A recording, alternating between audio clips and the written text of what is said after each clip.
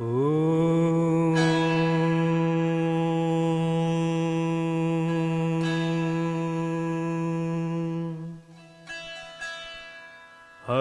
हरि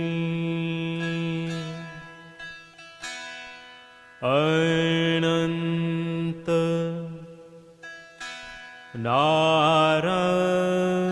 नारायण तू ही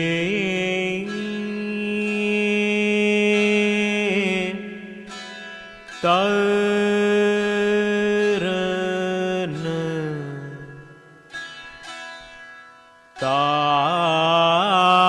तारन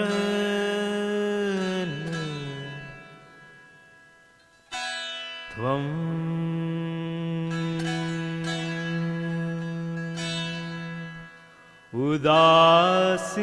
उदासीनस्तथो भूत्वा सदाभ्यासेन संयमी उन्मनिकारकं सद्यो नाधम्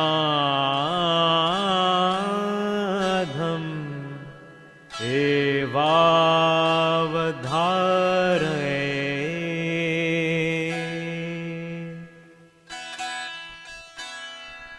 समा सर्वाचिन्तां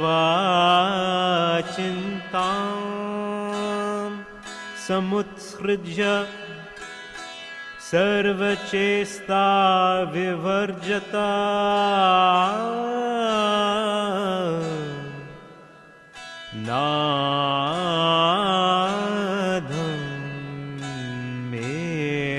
नाधमेवनु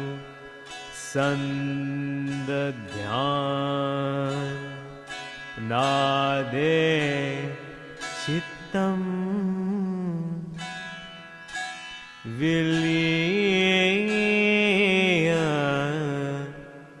विलीयते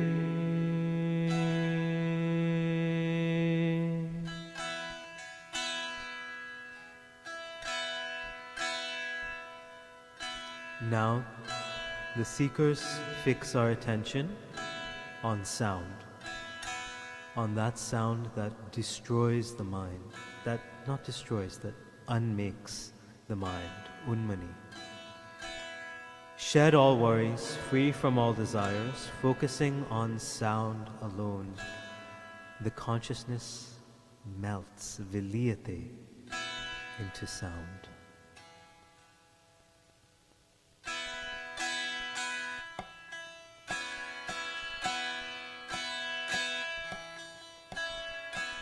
लहरे अरहद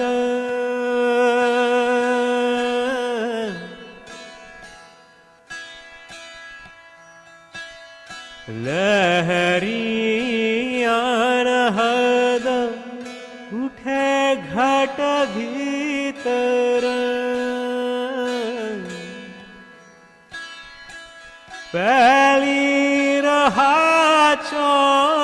फेरी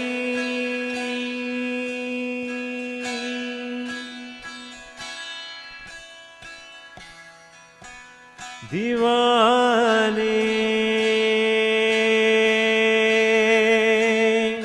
लागी भजन धुन गेरे रे अवधू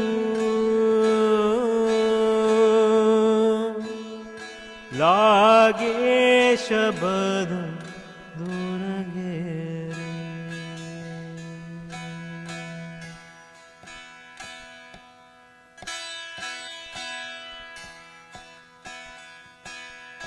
बिना मूल एक जरकट तारा पण फूल बिना फेरी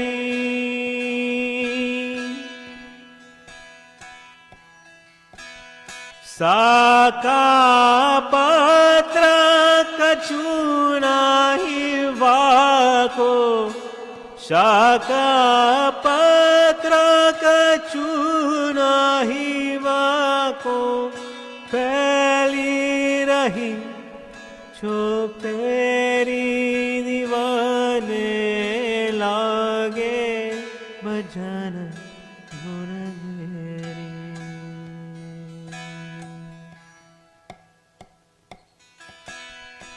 उल्टा बान गगन जय लागा वावी चहे एक डेरी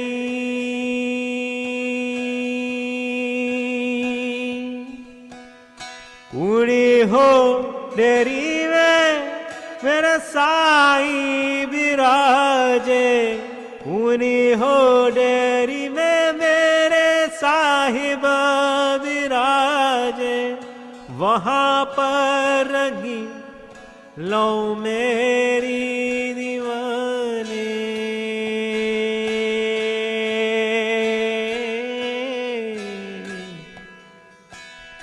लागे भजन गुण घेरी।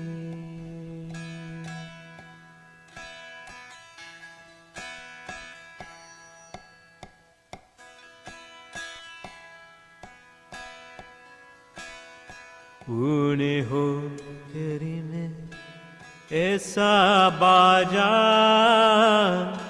बाजे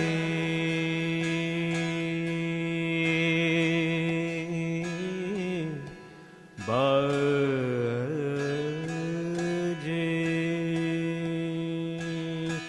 उन्हें हो डेरी में ऐसे बाजा बाजे बाज रहा आठों पहरी।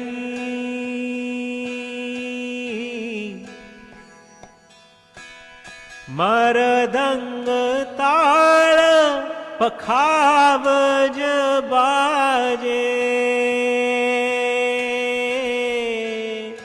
मुरली बाजे रे धुन घेरी। दीवाने लागे शब्द धुन घेरी।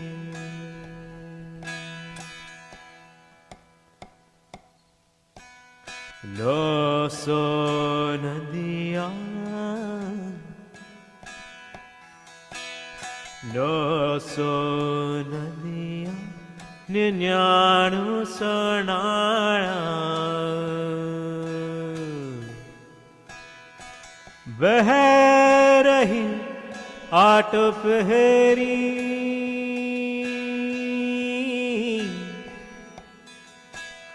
वास पास रत्नाघर सागर।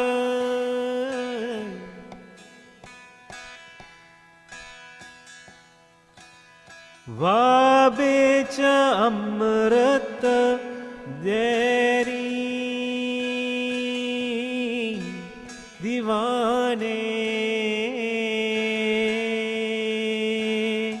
लागे भजन धुन घेरी।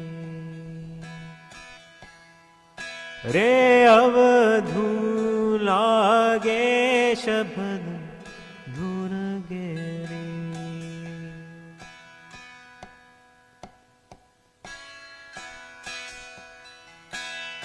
सद्गुरु के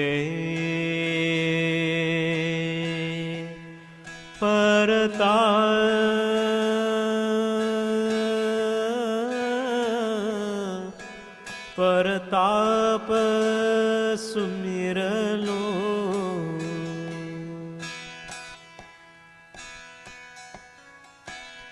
पाई अगम की सेरी।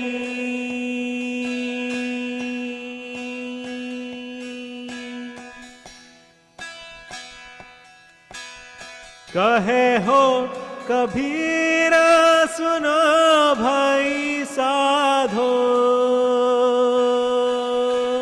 ओ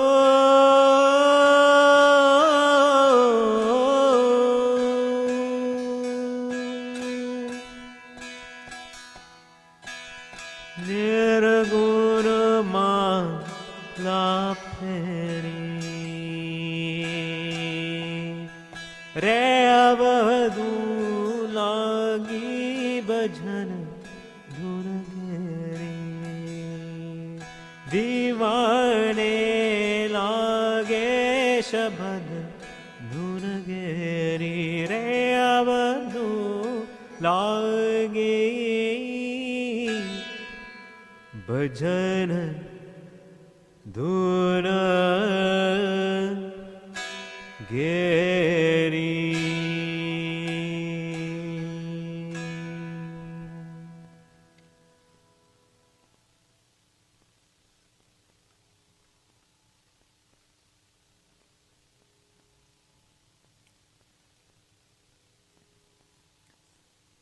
Namaste, everyone. Good morning, dear brothers and sisters of the Vedanta Society, respected Mataji. It's a pleasure and an honor, as always, to share the morning with you, talking about and dwelling in things that I dearly love. I'm so happy that Mataji mentioned my focus in both classical and folk practices to music, because one of the themes that will emerge during today's conversation is the connection between classical and folk or vernacular philosophies. And so I wanted to begin deliberately with verses in Sanskrit from one of the Upanishads and verses in a vernacular language from a folk song, a folk bhajan, sung by villagers who celebrate the message of saints like Kabir, but have never read and actually expressed no interest in Sanskrit texts or the Upanishads. And yet we'll find, as we progress today, that many of the not only ideas or concepts, but the literal poetry, the literal metaphors, the language used are exactly the same in these pluralistic sources of divine inspiration. So our topic for today is Nada Yoga, which I'm very happy to speak about because for me personally, it's been my primary spiritual practice or sadhana in different forms for a little more than half of my life now, I guess. Finally, more of my life than it hasn't been, but in different forms, as we'll discuss today. And our topics for today include an understanding from a very zoomed out perspective of what Nada Yoga is or what it can be in different contexts, including in our own sadhana as students of Vedanta. The underpinnings of Nada Yoga philosophically in different approaches, and the most important thing, practices of Nada Yoga, practices that are centered on listening as well as practices that are centered on creating sound. And I almost considered putting a disclaimer in the description for today's conversation that there would be an interactive or participatory component. And I thought it would better not to, because some people feel shy and they don't come. But it's a very minimal and yet very crucial participatory component, because yoga, as many of you know, can have many definitions, can have many traditions, but no matter which definition we take or which tradition we follow, yoga is always something that happens in the body. And therefore, yoga practices must happen within our bodies, even if they don't involve things that seem physically challenging or difficult, like bending into challenging positions, but simply producing tones from our bodies. And those tones can be as simple as just that much can be enough. I'll emphasize before we go further that just like Vedanta is an ocean of highly complex thought and learning. Similarly is yoga, and I am only a beginner student in both of these worlds. So I know there are elders and teachers within your community who are better equipped to explain some of the concepts from both Vedanta and yoga. But I want to offer my perspective today that I think is an important perspective as a music teacher and as a student of global music traditions, because I think casting our eyes and ears in a wide net globally can actually teach us a lot about what it is that sound does to our bodies and to our minds and our sense of awareness or consciousness. So we'll start with this question that some of you may have.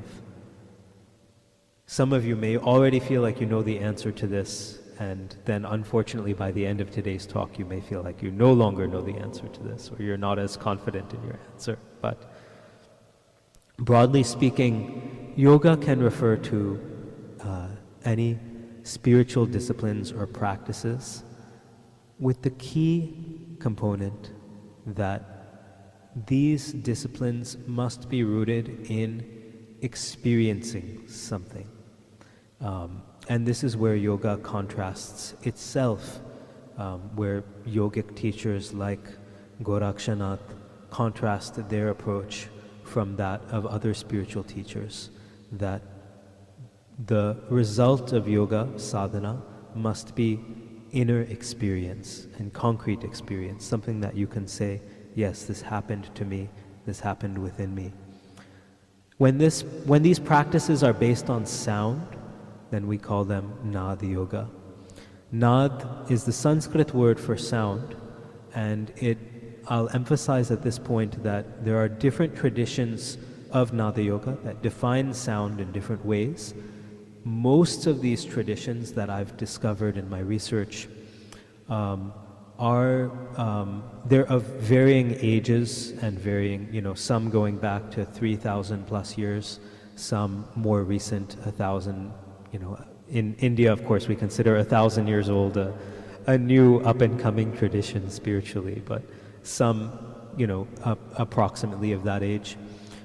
Most of them, if not all of them, have existed much longer than what we think of as yoga in everyday language, what scholars call modern postural yoga, what I explain to my students as bend down and touch your toes yoga. So this yoga, of course, also is deeply rooted in Indian tradition, but is much newer actually than most forms of Nada yoga I've discovered.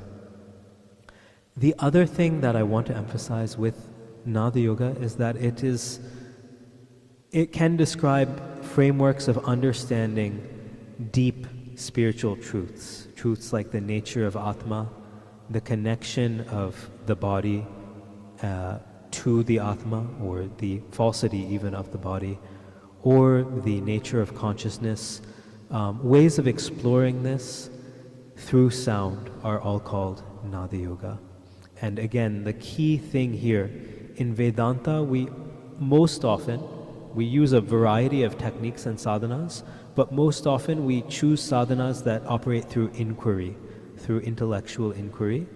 The primary reason that we might consider Nada yoga as a supplementary sadhana or discipline is because this inquiry is balanced with a sensory or parasensory, sensory transcendent experience. And that combination of understanding and experience can be extremely powerful. Of course, what is Nad? I've been dancing around this.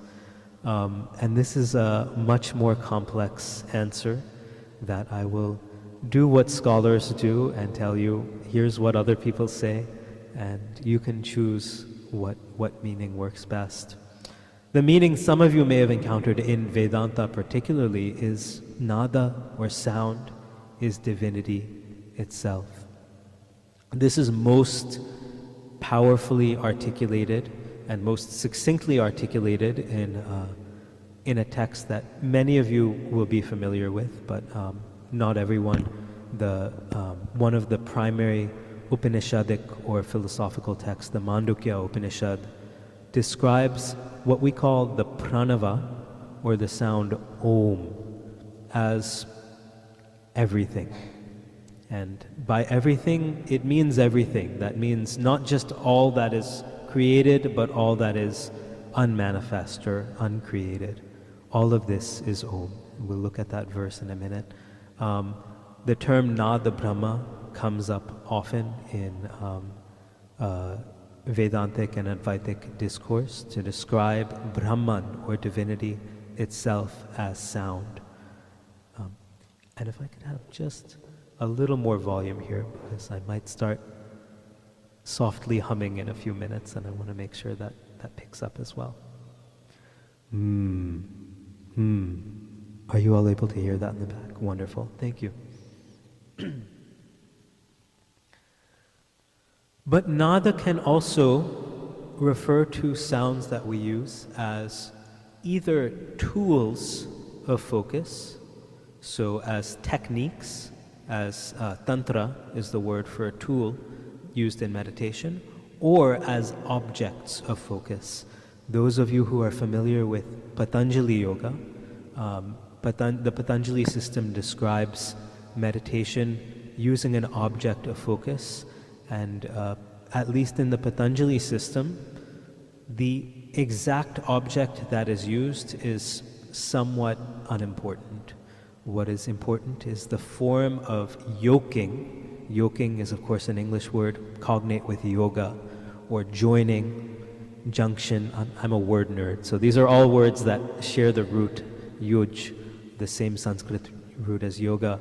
That joining process of the focus and the object of focus is what's important.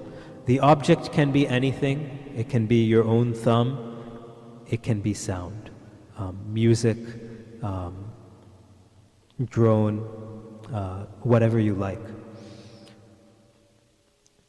Nad, as we'll discuss today, can also refer to an inner experience achieved through meditation. And the paradox here is that this kind of nad, as we will discuss, is most often experienced in conditions of external silence. So meditating in what we would call a silent environment, we experience sounds that other people do not experience, and we experience them either within ourselves or in a space that is beyond space, coming from nowhere and everywhere. And this is why we opened with this bhajan by Kabir that describes discovering a place through meditation in which it seems like instruments are playing endlessly. Drums are roaring, cymbals, oh my God, I would grade down one of my students if they did this, but I put cymbals instead of this star, cymbals, metal cymbals. A deep melody is playing within. And of course, characteristically, this is language you don't find. Actually, I think I found it in one Upanishad somewhere, but you don't find as often in Upanishads. You find often in Kabir that I have been I've been pierced by the shabad, the sound, by the bhajan, the song. The other language, as we'll discuss, you find almost verbatim in the Upanishads.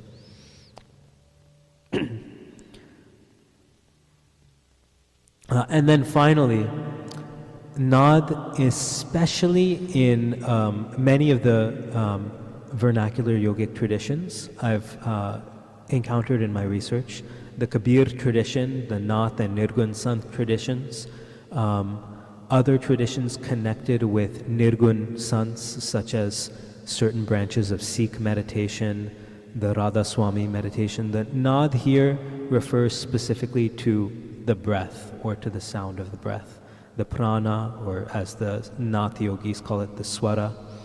And we will address all of these in some form today. And one of the Upanishads that we'll discuss more briefly because of our time today, the Hansa Upanishad, specifically deals with nada in this definition. So I'll speak a little bit before I have you all join me in a Nada Yoga practice of what raised my own interest in Nada Yoga, and it happened in a few stages. So I'll speak of the easiest one, at least for me the easiest one first, and the most honest one, which is that I didn't initially develop an interest in Nada Yoga through philosophy or through literature or through poetry. I developed it because I'm a very impatient, fidgety person, and music simply made it easier for me to meditate. In college, I remember I had a friend, a white American Hindu who grew up with a deep meditation background, and we would get together every Monday. I don't know why we picked Monday, maybe because it was the most difficult day of the week to do this, but we would get together every Monday evening, and he had a book of different types of meditation, and we would kind of close our eyes and flip through the pages, and whatever technique it recommended, we would try that week. And the one that we came back to again and again, because it just worked so amazingly for both of us, was called a stringed instrument meditation. It involved simply listening to a live or recorded instrument and keeping the thought in your mind that the sound of this instrument is itself a microcosm of all manifestation, all creation. From nothingness, something comes into being, a sound. And dwelling on that sound, suddenly it becomes an entire world. Suddenly, what didn't exist a moment ago has become everything, everything that we know, the fullness of our experience. And then the sound disappears. Again, there is nothing. And from that nothing, a new something emerges. So we can take this as a metaphor for the cosmic cycle, or more, I think, provocatively, for our own consciousness being, as it is described in the Upanishads, in this state of non-manifest existence, and then in this state of existence that we only know to be because it is affixed on an object.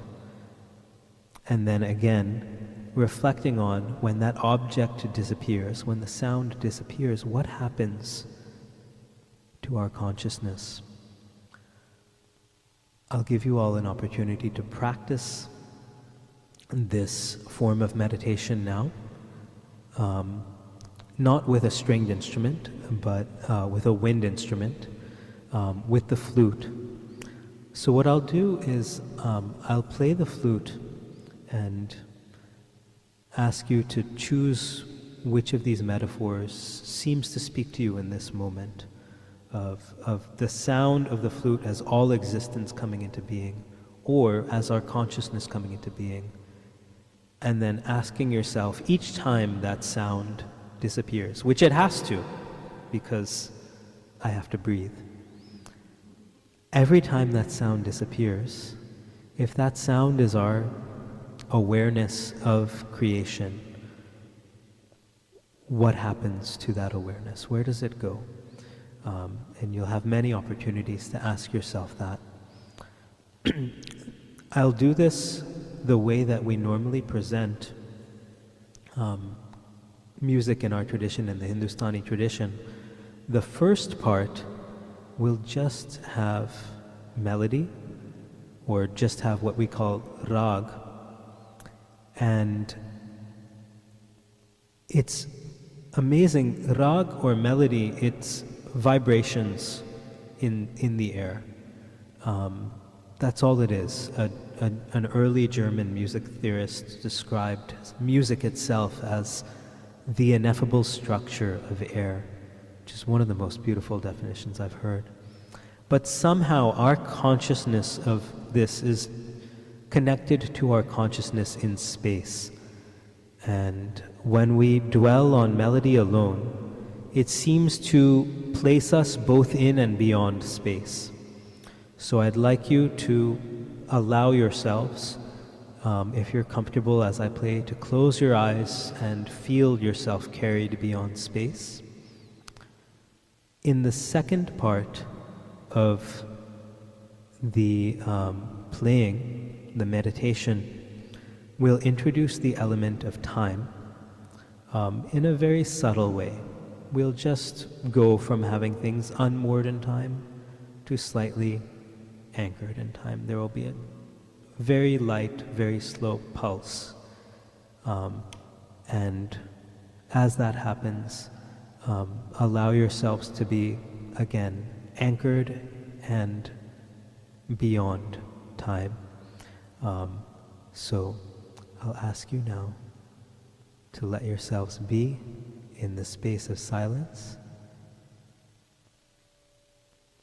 and to let the shape of breath in the form of musical sound shape your own consciousness rising and falling.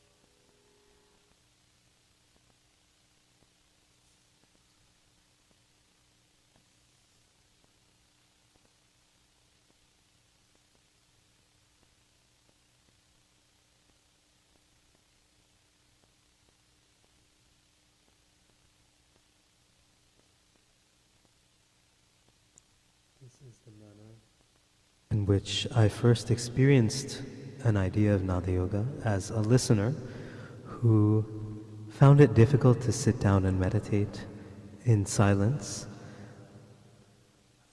Fortunately, I've gotten a little bit better at that over the years, but found it possible to meditate with sound as a dynamic object of focus. We'll get to the other definitions of nada and the ways they lend themselves to meditative practices. First, I wanted to address some questions that I hear commonly from both music students and students of philosophy or spirituality. One of the questions is, do you need specific forms of music to do Nada Yoga? And especially, does it have to be like Indian classical music or something like that? The answer to this is categorically no, which can be attested by the research in world music spiritual practices that show people use different language for these experiences, but clearly have similar experiences through musical listening, deep listening, focused listening, meditative listening in every single part of the world.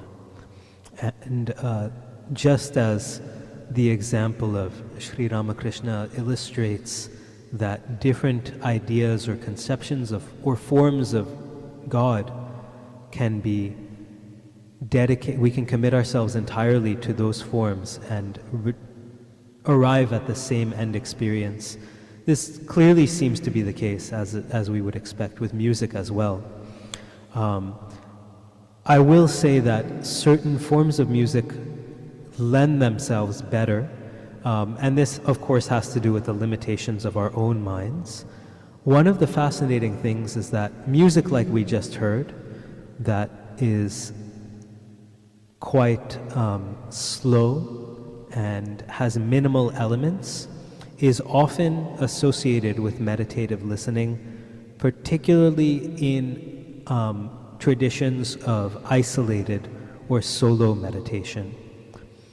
By contrast, almost every culture we know of in the world has traditions, rituals, ceremonies that involve altering states of consciousness of large groups of people, and in almost every case this tends to involve very fast rhythmic music.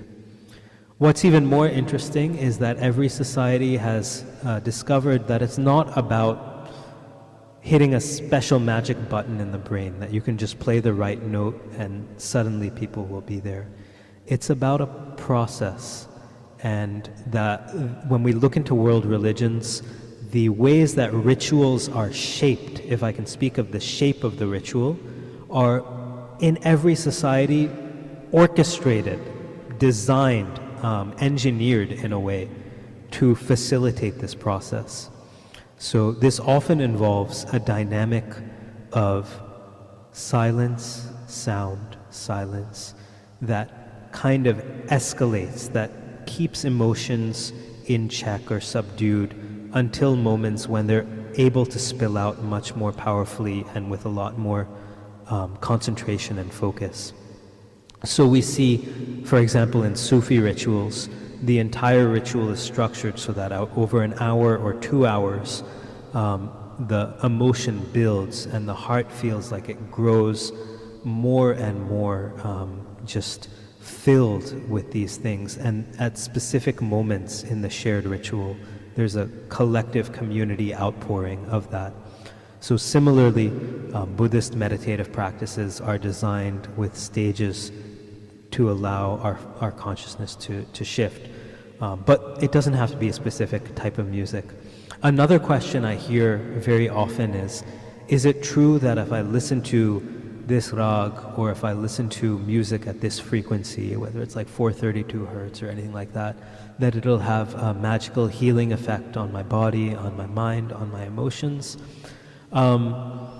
This is a more nuanced answer for physicists and for music theorists, but I won't give that answer today. The simple answer is yes and no. I mean, music and sound themselves, we know are capable, again, when used in the correct way, in these mediated, guru-mediated, community-mediated ways, are capable of incredibly powerful healing effects on the body, on the mind, socially, psychologically, emotionally, and physically, physiologically as well.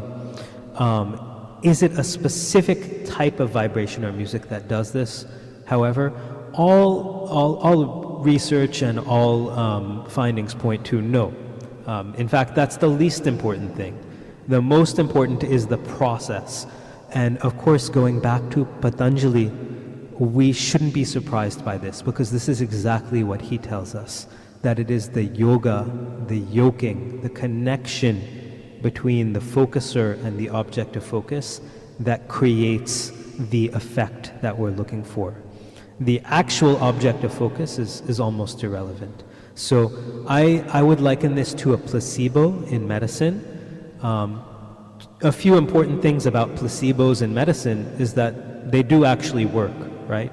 So if you believe that listening to a specific type of music has a particular effect, and it does have that effect, then it actually does work in the same way that, if you believe, taking a sugar pill will have an effect on you, it will clinically, physiologically have that effect. So we know that to be true, but it also means we don't need to be too worried about, okay, well, I like meditating to a flute, or I like meditating to the sound of, shredding electric metal guitar, but someone else told me, no, it has to be tuned to this, or it has to be in this raga, or I won't get that effect. That's all. We can dispense with those worries. Those are all made up. The other thing that some people I've heard do, with this belief is, okay, so I'll get a CD of healing music and I'll put it on, and because it says track 1 is rag this heals, depression, track 2, is good for blood circulation. And this is the opposite of the teachings that we've learned and experienced from yoga. Because again, what we're seeking isn't, that's like saying I'm going to have a video on of people eating really good food, and then I'm not going to be hungry anymore. And we know that actually has the opposite effect most of the time, right?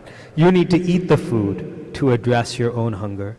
You need to do the yoga, the connection between your body, your hearing, or your sound generating organs. You need to use your body and link the body and mind with an object of focus to have an effect. So a CD can do it, but you have to be connecting to that CD, not having it on while you're answering emails. Okay, I'll skip through these because I want to get to a few other points before we're at time. So this was my initial Nada Yoga, was just listening and meditating. I was very fortunate in my early 20s to be taken as a student of a really incredible tabla guru, who is often called the Tal Yogi, or someone who creates divine union through rhythm. And something I learned from him that is another form of Nada Yoga is music itself as a form of sadhana. In the Gurukul with Guruji, or Sureshji, Suresh Talwalkar, every day we would take units of tabla compositions, units of rhythm, things like,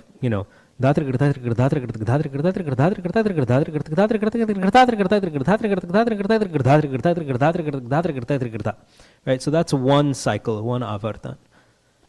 He would call that one mantra japa, one repetition, and we would play that 1008 times. This was our warm-up before we got into like the material for the day.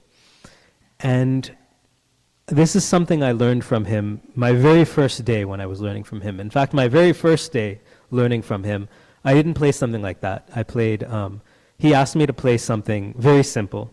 Dada titta, dada thinna. And then he didn't like how I had played it.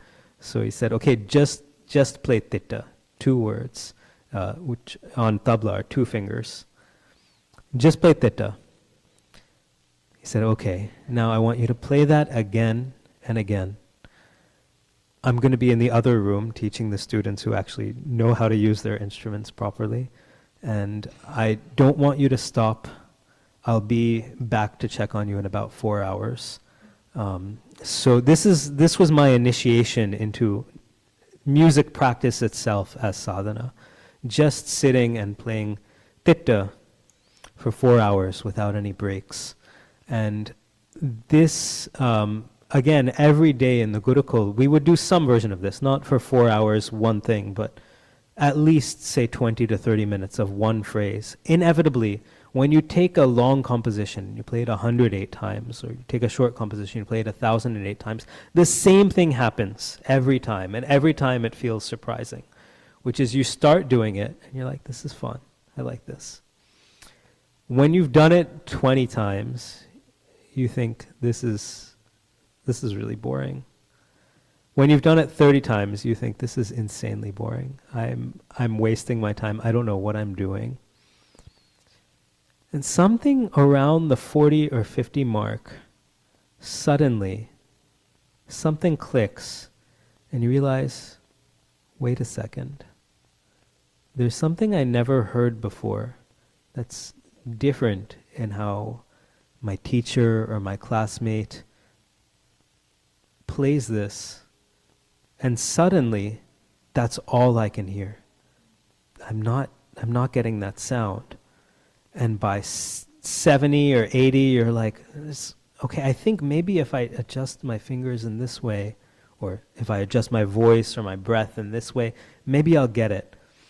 And then by the time your teacher or your classmate says, okay, we've done 108, we're done, you say, wait, I think I was just starting to get it. I need more. It wasn't enough. It happens, and every day it feels surprising. But this is what happens when we allow ourselves to sit with something. I later discovered another musical tradition that I had always loved as a listener, but I only got to start practicing about 9 years ago now, in 2016. A tradition called Drupad, which some of you are familiar with. Drupad is a form of North Indian classical singing and instrument playing that is the oldest form of continuously practiced music we have in North India. It's been performed since the courts of Raja Man Singh of Gwalior, at least, so since the late early 1500s. And fascinatingly, what happened with this music is over time, as it became less and less prominent as a performing music, as other genres like Tumri, Khayal, Tarana became more popular for people to perform and listen to, Drupad became a form of music that musicians, and especially hereditary families of musicians, still used, but only used at home as a form of meditation. So they didn't perform Drupad, but rather they used it to meditate on breath, meditate on sound. And we'll talk about this today a little bit. So we'll talk about this through, this slide is going to keep coming up a few times because we want to get to most of the definitions on it. I hope many of you are familiar with this, the first verse of the Mandukya Upanishad. All of this is Om. Om ityetad aksharamidam sarvam. All, it is explained thus. All that was, all that will be, all that is, oh no, I left a line out. All that is, all that was, all that is, all that will be, is only Om. And that which is beyond these three, Trikala-titam, which is beyond this threefold idea of time, is also Om. So we're going to meditate now. You're all going to join me. You were all participating before as listeners, but now you're going to participate as sound generators as well. In chanting the mantra of Om. This is the only mantra we'll be using today. And before we do this, it's important to understand a different conception of the body than I think some of you are used to. This is how yogis see the body. Some of you are familiar with the idea of 7 or 8 primary chakras and then thousands or hundreds of thousands of smaller chakras, which are intersections of energy in the body. The song we sang at the beginning referred to 99 or 900 rivers and 9,900 streams or canals. This is a metaphor. The Kabir tradition, excuse me,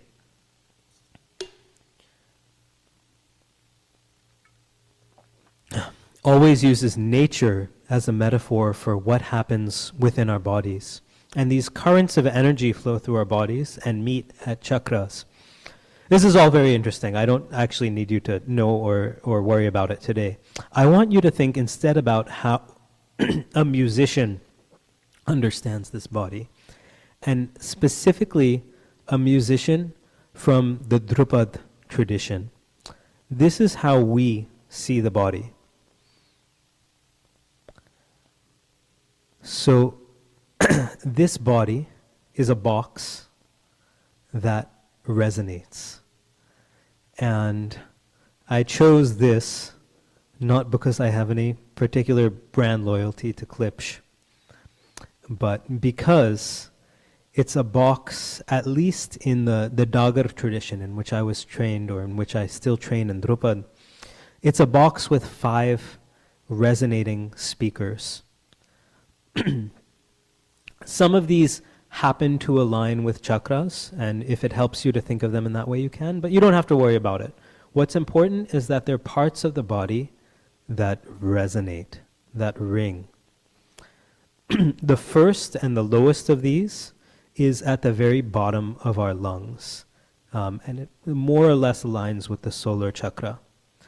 This also tends to be, for many people, the most difficult to use as sound producers. So when people begin singing lessons in India or in Western institutions like UNT, opening up this lower resonator is one of the first things that is a challenge for many students.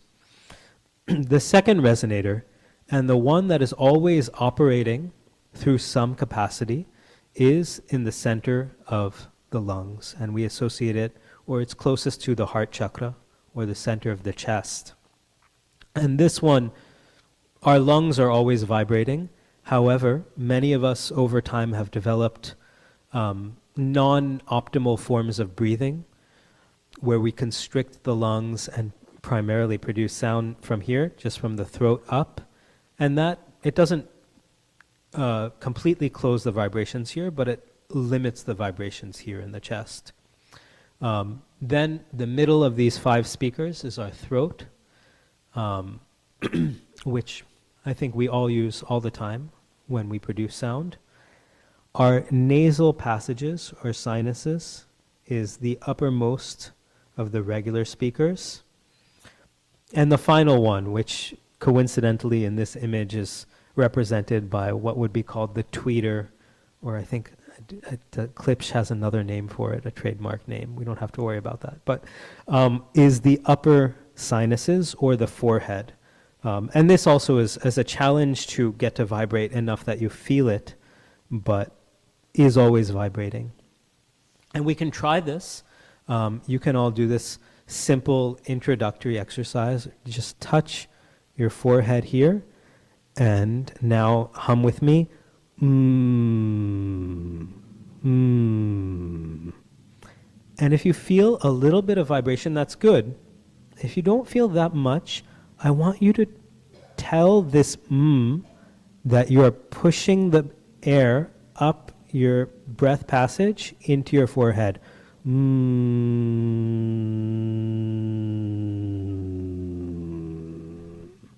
see if you get a little more vibration there. Then try putting your hands here on your cheeks and trying again.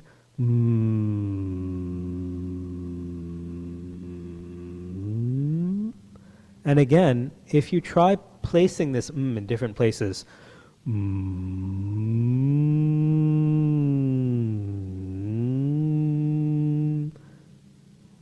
may notice the vibration increasing and decreasing. In our throat, this should be easier to feel, but we're going to use a different syllable. We're going to use oo. So try oo and see how it feels. Ooh. And that you should feel right away, but please indulge me and try to change the oo. Try to either relax or use a little more pressure. Try to change the pitch. Ooh.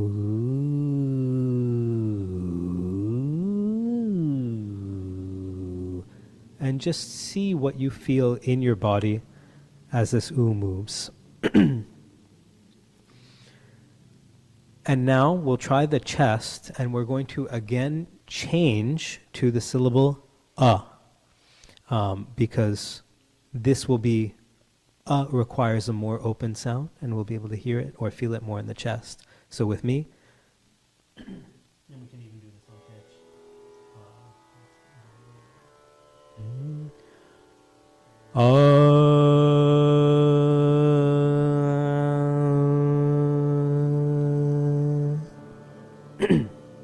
Beautiful. Now, keeping your hands here, we're going to try to move this sound, this one sound, through. Try to let it go as low as you can and as high as you can in the chain.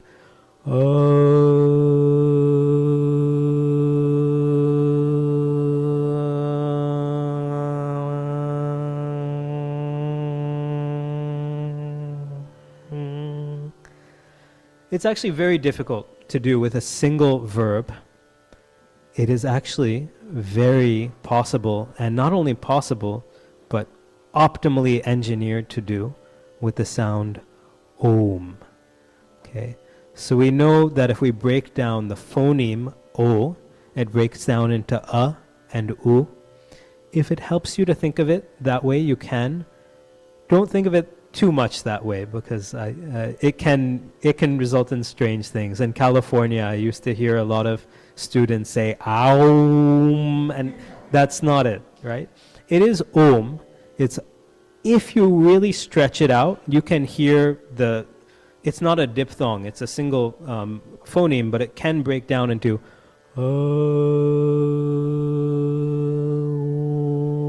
you can hear that breakdown if you really stretch it out, but that can be distracting. So if it's easier, just say Om, but focus your attention first down here, and then as you move your attention into the throat, I think automatically you'll hear that turning into the U.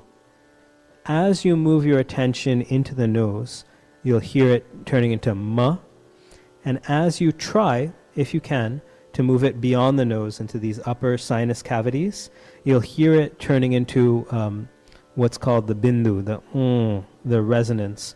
The Mandukya Upanishad divides the Om into 4 parts really. 3 parts, the U, and the silence after the 3 of them. The Upanishad I've been referencing today, the Nadabindu Upanishad, divides it into 4 parts, the U, the Ma, and then the So that 4 part, I think, maps more neatly with what we experience in our bodies. We're going to do the Om mantra together 9 times, not 108 today, but I welcome you to try at home. And I ask you to try to do it in this way. As you start on this or O, try to let your body be relaxed and resonate as much as it can down here in your solar plexus and chest. As the sound rises into your throat, it'll transform into the U, and as it rises into your face, your teeth, your nose, and eventually forehead, it'll turn into and then So we'll try that together. Take a few breaths together as a group first. Breathe in. Out. And begin.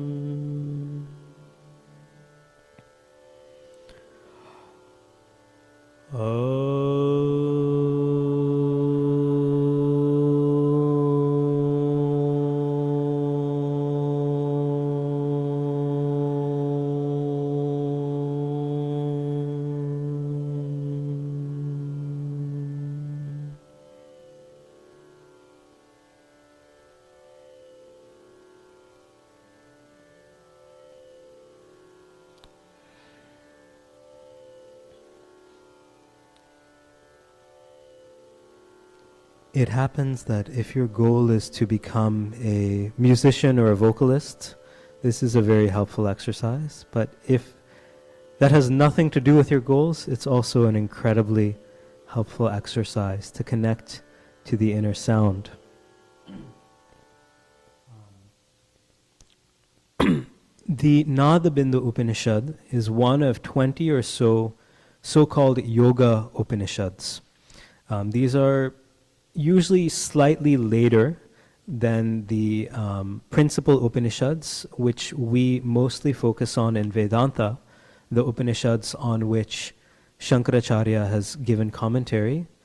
These Upanishads are from anywhere from 1000 BCE to around 500 CE. The historicity is always quite difficult. But two of these Upanishads, of these 20 or so yoga Upanishads, deal centrally with the theme of sound. The one that I've focused on the most today, the Nada Bindu Upanishad, deals specifically with the Om mantra. And it deals with it in a way that is very, as you'll see, very specifically informed by Vedanta, but that discusses things what will happen when we do the Om mantra. So as the body exists in the dreaming state is untrue, so is this body. And it's referring here specifically to elements that we might recognize from the Traya Avastha Vichar, or the notion of three states of consciousness from the Bandukya Upanishad. And then it speaks of the material cause, as clay is material cause of the pot. One learns from Vedanta that ignorance is the material cause of the universe. When ignorance ceases to exist, what happens to the cosmos? Hopefully, many of you, as Vedanta students, understand how it can be that ignorance is the cause of the universe. For those of you for whom this is a wildly new and baffling idea, I won't have time to discuss it today, but it is discussed every week here, and this is the best place to come to understand that. So it has all these references to Vedanta specifically, but then shortly after this, it describes a practice. It says a yogi sitting in a comfortable position, practicing, specifically it recommends this mudra, where we close our inputs, close our senses. You don't have to do that, but this is what it recommends. Should hear the internal sound through the right ear. Interestingly, almost every Nada yoga tradition I've explored, the vernacular traditions, the Vedantic traditions, and the kind of Tantra traditions, always recommend listening through the right ear. We'll talk about why. The sound which he thus practices makes him deaf to all external sounds. Doing this, he enters the Turiya state within 15 days. I can't vouch for this, but then again, I've never been disciplined enough to do this practice every single day for 15 days, so maybe that's what I'm missing here. So fascinatingly, what we're going to see in this Upanishad is a description of sounds that are not external sounds, that we experience but nobody else experiences. And I bring in Western composers here because the Western composer John Cage had almost the exact same experience. He went into a room at Harvard University where all external sounds were canceled out. And he said, in that silent room, I thought I would hear nothing, but I heard two sounds, one high and one low. I asked the engineer why I heard them if the room was silent. He said, the high one was your nervous system and the low one was your blood circulation. So part of the reason that every yoga tradition, Nada yoga tradition I know of, recommends listening through the right ear might be because the vagus nerve is on this side. And one of the first inner sound experiences we have is the ability to hear our own vagus nerve. It's very interesting if you try. It takes, either a lot of concentration or no concentration at all. Sometimes it just pops in, and it does sound like this high-pitched, kind of almost machine-like whirring sound. The Nada Bindu Upanishad says, after doing this practice of the Om mantra, the yogi hears many sounds. They gradually increase in pitch and are heard more subtly. At first, these are like the sound of the ocean, a kettle drum. Later, they become like the sound of a mardala, a smaller drum, a bell, a horn. And in the final stage, they become even more subtle, like the tinkling of bells, a flute, a veena, or the buzzing of bees. He hears many sounds more and more subtle. Being freed from all states, the yogi remains like one dead. He is liberated. And after that, he does not hear any sounds, whether the conch shell or the kettle drum. When the spiritual sight becomes fixed without object, the breath becomes still without effort. When the consciousness becomes firm without any support, he no longer hears sound, he becomes of the form of that internal sound of Nada Brahma.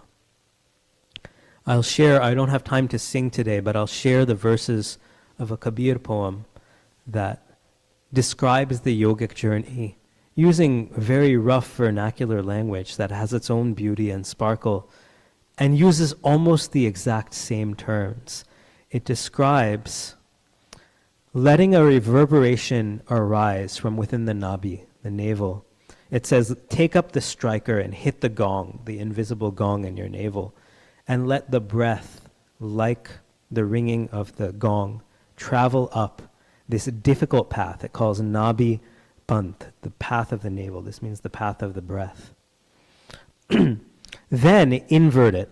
The outgoing breath should awaken the Meru Dand it literally means the ridge of a mountain, but it refers to this circuit of energy from the forehead through the base of the skull, the brainstem. And it says this is walk this tightrope, this path with your breath.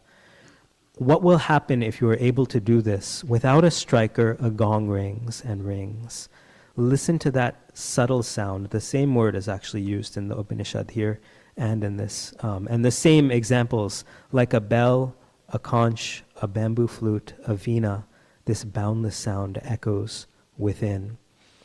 It takes you to this place, this state of awareness where there is no night and day, no sun shining. It's beautiful language. Dina nahi rain, divasa nahi rajni, nahi vaha suraj tapere. Gaje na gore, bijli na chamake. There's no clash of thunder, no flash of lightning, but drops of amrit, immortal nectar, are raining in that place. So I'll leave you with this today. I know we're almost at time. I don't think we have time today, maybe on a future occasion, to do this group meditation. But I'll leave you with just a few minutes of meditation in this form. This genre of music I refer to, we call Dhrupad.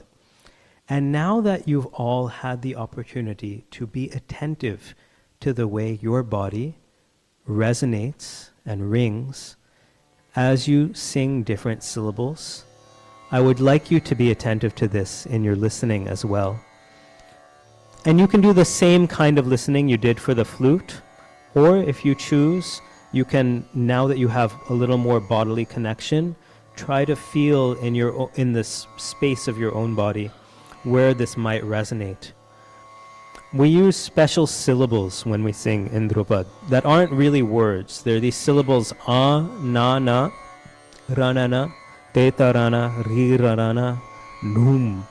And all of these syllables come from the mantra Hari Om Ananta Narayana Tuhi Tarana Tarana Tvam.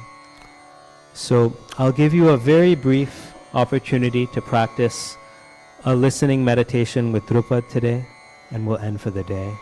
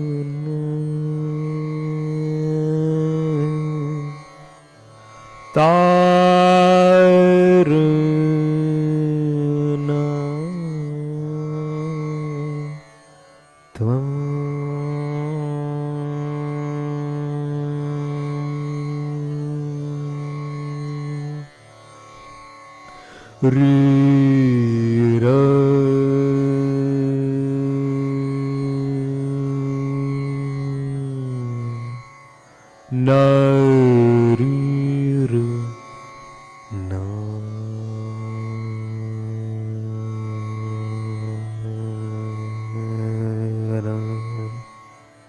ri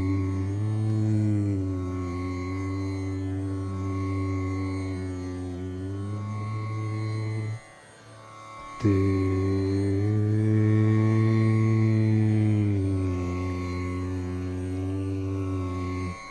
ta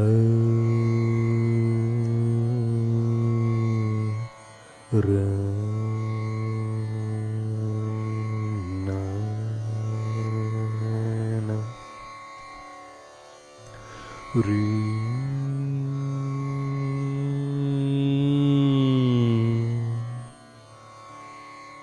ri na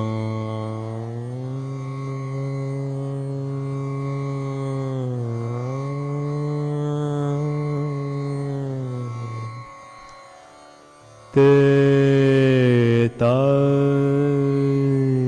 ra na nu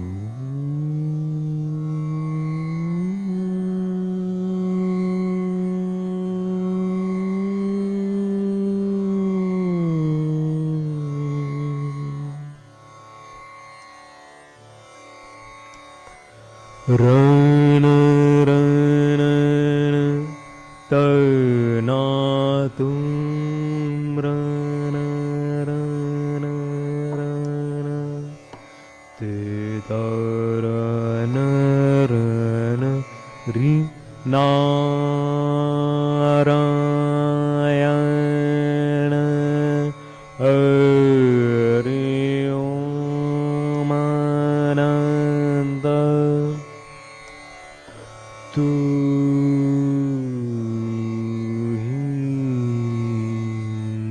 rana tarana tarana tarana tarana tarana ritvam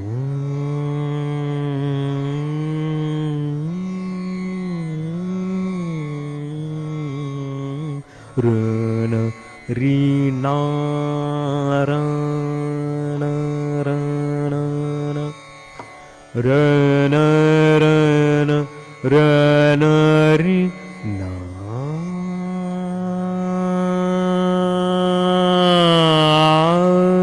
rana rana rana ri rana rana num rana ri rana na rana rana ri num rana rana rana anana te tarana ri rana rana rana ri rana rana te tarana rana ri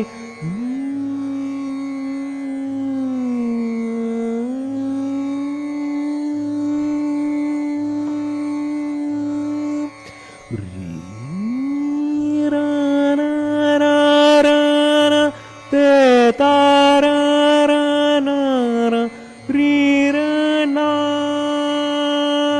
rana rana na rana rana ra ri gu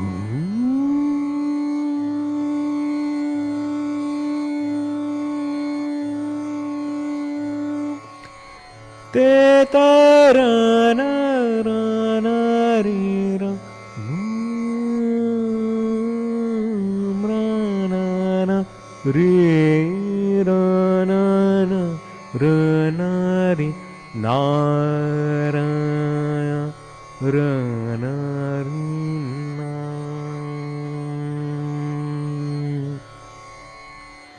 rana ri rana rana ri ra rana ri rana rana ri rana rana ri rana narayana narayana hari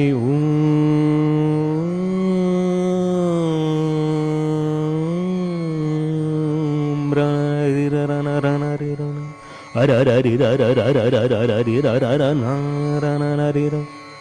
Aranadidarana, Tetarana, Ranarira, Naranarira, Naranarira, Aranadidarana, Ranarira, Ranarira, Narayana Hari Om Ananda Tu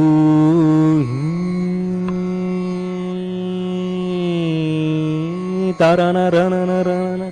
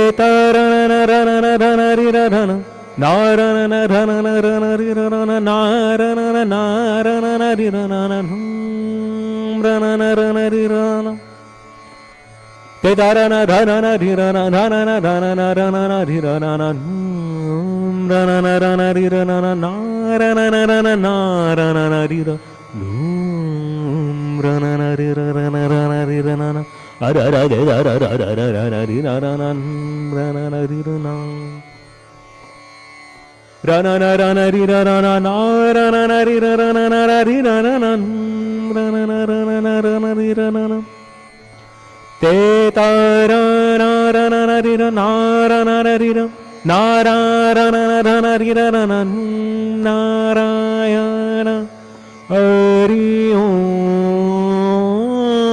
Ranarana Ri Ranarina Anarina Ranarina Ranarina Tetarana Ranarina Ranarana